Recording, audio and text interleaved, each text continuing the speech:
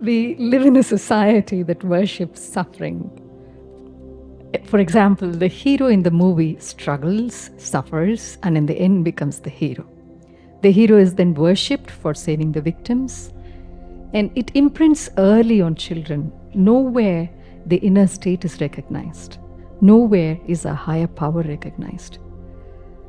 What can we tell the teens? How can we tell them to bring attention to the lack of truth in this concept? How can you tell the teen? When Krishnaji and I were having the book launch 2 years ago, everybody asked this one question. And they were not very happy with the answer we used to give, actually. They wanted us to see in actually deep suffering, and then an awakening happened. That story was not complete for them, especially the PR. It felt like, okay, you're missing something now. The story has to be completed where you were here and then suddenly happened and then you got this. I said, we don't have a story like that. We have a story of awakening for sure, but not that we were in a whirlwind of suffering and problem and then we had this awakening. It wasn't like that. But the world, actually it is not earlier. I'm not sure if it was earlier, but right now it feels like when a person is presenting a story, it has to happen that way. It has become a formula, I would say.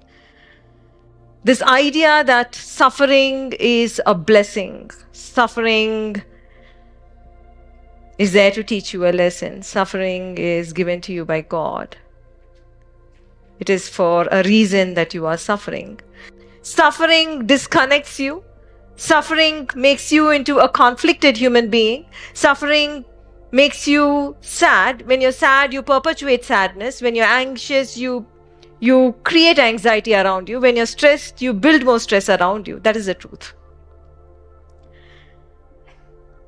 Suffering, there's nothing glorious about suffering. And that I'm sure everyone over here have understood. Suffering creates further suffering. It is a state where you are totally disconnected from probably the child whom you love the most. And how to teach it to the teens? You have to live in a state of no suffering. They have to feel you being a very joyful person, being a very loving, kind, connected person. Then they will learn from you. It is not the teens who have come up with this formula. It is probably this generation, or earlier generation that has come up with this formula. And we are putting it on the teens.